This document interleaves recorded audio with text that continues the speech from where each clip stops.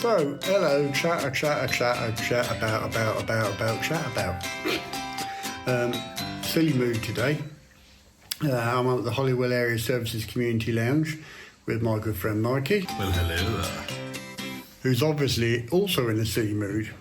But we're going to do a serious video today. And what it is I've, for a long time, heard people discussing how good the camera on a mobile phone is. So we're going to look at the pros and cons of a mobile phone camera as opposed to a DSLR camera. What's the picture quality like? What's the video quality like? Ease of use? How much kit and clag you've got to carry around? And all that malarkey. So that's the aim of today's video. So, bloody dark in here. Let's look at the amount of kit you've got to carry. Mobile phone, obviously in a wallet, and that's all you've got to carry pretty much. Whereas, and here we are there, Mikey is dragging out all the stuff out of his gadgets bag, his camera bag, that he would typically take with him if he was doing a photo shoot. So a fair bit of stuff to carry around. That's it, apart from it, obviously a bag as well. So a fair bit of clobber there to carry around to potentially end up with the same result as a mobile phone. Although a true photographer, and Mikey will tell me different, will tell me that you aren't going to get the same result from a mobile phone. Is that right, Mikey? Well, it depends on how good you are with framing the image and things as well, doesn't it? Yeah, so what we're saying is it's also about framing it as not just the technical f-stop. See, I don't know nothing about photography. I know exposure and all that kind of stuff. So it's not just the technical side of exposure and f-stops and focus and stuff like that, is it? It's about framing and what the picture ends up looking like. Yeah, and the other point is as well with mobile phones, unless you're using on pro mode and you're creating a raw file, then the phone is doing all the editing for you before you've even seen the photo. Whereas with DSLR, unless you set it to create just a JPEG, then you have to edit the photo before you can post it or do anything with it. Right. So about 3 times now I've started talking for about 5 minutes and not pressed the record button. What a wazzick. Anyway, so as I was saying, I've forgotten what I was going to say now. Oh yeah, the camera I'm using, or the phone I'm using, is an iPhone 15 Pro Max. And I've only had it a couple of days, so I've got not a clue about the camera, how it works, settings and stuff like that. So any photos I'm doing today will be on fully automatic point and shoot mode, and that's what we'll be comparing to the DSLR. As I say, this is a iPhone 15 Pro Max, and Mikey has got with him. And the camera that Mikey's going to be using today is what is it, Mikey? Nikon D3200. Yeah, a Nikon D3200. Any specs on that? Yeah, it's a crop sensor, 24.1 megapixel camera. Okay, so I believe that with these kind of cameras, your mirror size or your sensor size, is that a full-size sensor in this, or? No, it's a crop sensor, so this one's cropped to 1.5. 1.5 CMOS, isn't it, or something they call it? Yeah, it's 1.5 times smaller than a 35mm.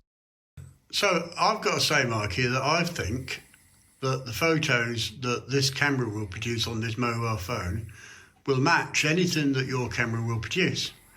That's not a challenge, that's just what I'm led to believe. Obviously, forget framing and stuff like that. I'm going to be zooming into them and looking at pixels and stuff like that and how they print out the pictures we do. Mm-hmm. So what's your thoughts on that? It's going to be interesting to see the difference. I think the real difference is going to be when it comes to zooming and things like that. So I know when you don't zoom in on a phone, the picture can look perfect, it'll print perfect. It's when you zoom in and the pixels are getting bigger and things like that you'll notice the difference. Yeah, okay. So we'll see what we'll see. The proof is in the pudding, and we might go for some pudding afterwards. Right, so first test is going to be close-up photography or macro, or whatever you want to call it. Yeah, close-up photography. So, as I say, I haven't got a clue anything about this phone really.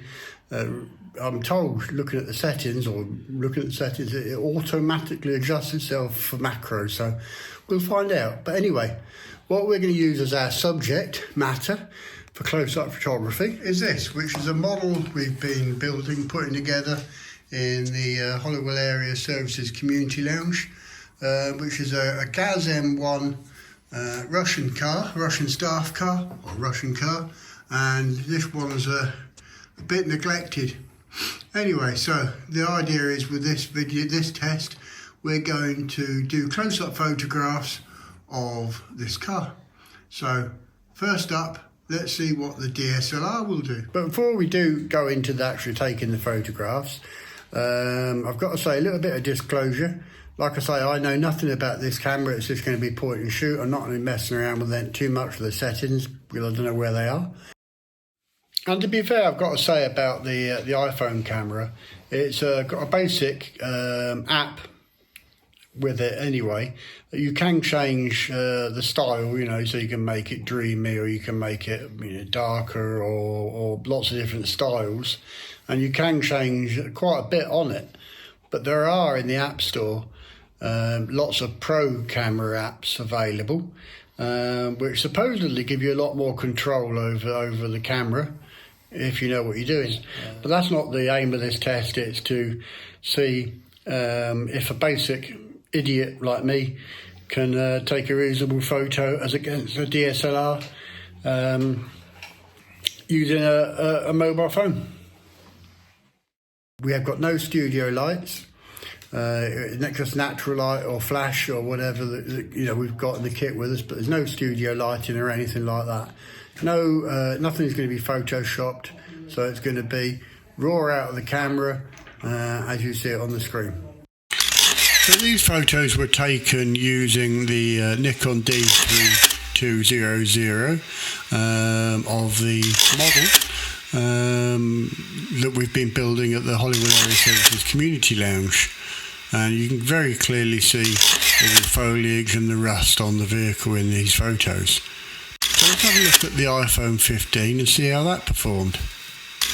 And again, you can clearly see the rust and the foliage on the vehicle at this level of zoom. So what happens if we zoom in closer to the model itself? First of all, we'll look at 400% zoom, and here you can clearly see that. I mean, obviously the photos were taken from different distances, so it's not really 100% fair comparison. But nevertheless, these are the photos I have to work with. On the left, you can clearly see the rust and the foliage and stuff taken by the iPhone 15 Pro Max, and on the right, again 400% zoom in with the Nikon. And then we'll move to 800% zoomed in with the iPhone and the Nikon. And on the left, you can clearly see the iPhone 15 Pro Max has lost a little bit of detail, but it's fairly good considering it's 800% in. On the right, the Nikon has lost a lot of the detail. It becomes quite out of focus. So I don't know if you can hear me or not in this horrific wind up here. We're just above, where are we, Mike? Pentraholkin area. Betsakye in North Wales. You've got the quarry behind me. It is horrifically windy. It's very overcast, a lot of mist and sea mist and crap in the background, so trying to do a scenic photograph up here is not really great. But we come up here to do two things. One is to do a scenic photograph, landscape, and the other one is to do a zoom test. So that's what we're going to be doing next. A landscape shot and a zoom shot, again using the DSLR and the iPhone. So here we are looking at the quarry shots. First of all, from the Nikon D3200, which shows the quarry buildings and some vehicles. And then the same kind of photo taken with the iPhone 15 Pro Max. I've thrown in, just for interest, a panoramic view taken by the iPhone 15 Pro Max, which obviously the Nikon won't do without a special lens, but it is capable of it. So here's a direct comparison. You can quite clearly see the differences of detail and the colour, particularly in the sky, I feel, and the grass on the photo taken on the left by the iPhone, compared to the Nikon, which there isn't much detail in the sky, and it is too green, in my opinion. Now these are taken at 400% zoom in, and I think the detail level is still fairly good. I still feel that the iPhone colours are more natural, and I think the definition is even a little bit better. However, when you go 800% in, both have lost a bit of the focus and a bit of the detail. To be fair, the iPhone was handheld taking these photos, whereas the Nikon was on a tripod. I still do feel that the colours and the contrast and things on the iPhone are a bit better. And don't forget, this is my opinion as a complete novice, not as a professional. These are zoom photos zoomed into quarry diggers, excavators. So then we moved on to zoom photos, and this was the offering from Mikey with his Nikon D3200D of a couple of excavators in the quarry. This is the iPhone's turn. Again, no tripod used with this. This is the iPhone zoomed in at 25 times, so that's using optical and digital zoom on the camera to its maximum amount. And this is the iPhone's offering of the excavators in the quarry. This is a direct comparison. No doubt with the Nikon, the DSLR, if you bought a different lens, a lens with a different focal length, you could get in an awful lot closer.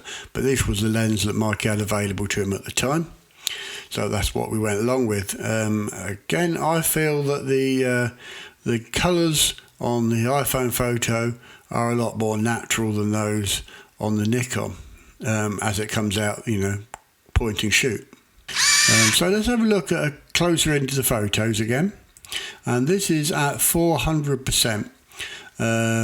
You can see that the DSLR at 400% has kept a lot of the details and the lines are nice and crisp, whereas they are starting to deteriorate on the iPhone photo at that level of zoom, software zoom. And this is zoomed in, again using software on the computer in editing, zoomed in at 800%. You can quite clearly see that at 800% both are losing a bit of the focus, but the iPhone photo has become fairly more pixelated than the DSLR photo has. So what we got out of that then? Well, apart from the fact it's blowing a hoolie up here and bloody freezing, what we've learned from that is, because we've 20... Well, apart from the fact it's blowing a hoolie up here and bloody freezing, what we've learned from that is, because we've zoomed into... Excuse me? So, in from the cold and the wind, we're now at Mikey's, and we've come here to do some portrait photography. So that's going to be the next test, portraits, and we'll see what they turn out like. Just about to do the portrait photos. Mikey's digging through his box of tricks, so it might take a while. As I've said, one of the benefits of a mobile phone, you can take it out of your pocket and point and shoot. So he's setting up at the moment. But just to introduce you, our model for the test is Kaylee, which is Mikey's good lady. So let me introduce you to Kaylee. Say hello, Kaylee. So this is Kaylee. Say hello, Kaylee. Hello. Hi, So you're used to being a photographic model? Yeah. For Mikey. All right, Definitely. okay. So you're going to be famous on YouTube. Oh, great. On Chat About. So then we moved on to portrait photography, and this photo was taken with a D3200 Nikon by Mikey of his good lady, Kaylee. Thank you for volunteering to be a model for us, Kaylee. And this is the photos taken with the Nikon. This photo was taken with by myself with the iPhone 15 Pro Max. Let's have a look at the direct comparison side by side. There you go. I feel that the photo on the left taken by the iPhone hasn't got such crisp lines. You look at the neckline of the blouse or the jumper, it isn't as crisp as the lines taken by the Nikon. However, I think that the level of detail by the Nikon is far too much. If you look at the redness in the face compared with the softer, more natural look of the photo taken by the iPhone. So let's move in closer and have a closer look at the photos. And here we have zoomed into Kaylee's right eye, and you can clearly see more detail in the eye on the D3200 photo than you can on the iPhone photo. However, again, I do feel that the colours and the softness of the iPhone still make it a better photograph.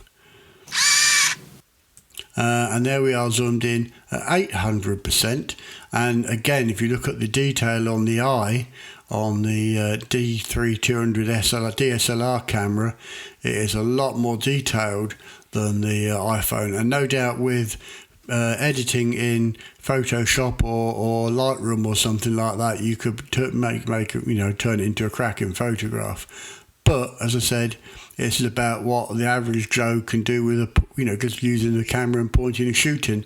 So I still feel that even though the definition on the iPhone 15 Pro Max isn't quite as good, it's more than acceptable. Considering this is 800% zoomed in, nobody's going to print a photo unless you're making a billboard poster at 800% zoom. So let's have a look at the scores on the doors then. These are totally my own opinion, and other people may disagree with them, but this is how I found it, and I tried to be as fair as possible. I did get a lot of people to look at the photos and give me their opinions, and their opinions are represented in these scores. So for ease of use, the iPhone 15 Pro Max gets 9 points because it is very easy. Take it out of your pocket, turn it on, point it, click the button, and there's your photograph. Also very light and very portable. Whereas the Nikon, I've only given it 4 points because for the different lenses you need to change to take different photos, big bags full of kit, lots of settings to mess around with, so far harder to use. Photograph quality comes next, and the iPhone I gave 8 points because of the natural colours and the clear definition on the photographs and the different modes available very easily, whereas the Nikon I gave 6 points because I felt the definition wasn't as good and the colours were far too vivid without being edited. Next comes the price. Now, this is where the iPhone 15 Pro Max falls flat on its face. Somewhere around about £1,200 to £1,500 to buy an iPhone Pro Max 15 as at January 2024. Depending on what level of internal memory you choose with the camera. So not a cheap option. Whereas the Nikon, I believe, retailed when it was new at about £600. Now I've spotted them they're not manufactured anymore, gone out of production, but I've spotted them with lenses and all kinds of kit on eBay for anywhere between £200 to £300 and possibly cheaper. So that is a clear winner as far as his price goes. I would have given it more points, but obviously you may want to buy more lenses and more odds and sods and bits and bobs to go with it. So anyway, it still is a very reasonable option if you're prepared to carry around all the kit. So that gives a total score for the iPhone 15 Pro Max of 19 points, and very close behind the Nikon D3200 DSLR camera comes in with 18 points, which is a surprise because I did think that there would be a bigger gap in the scores one way or the other, and I wasn't sure till I started doing this video which way it would be. But so I'm very surprised that they have ended up so close.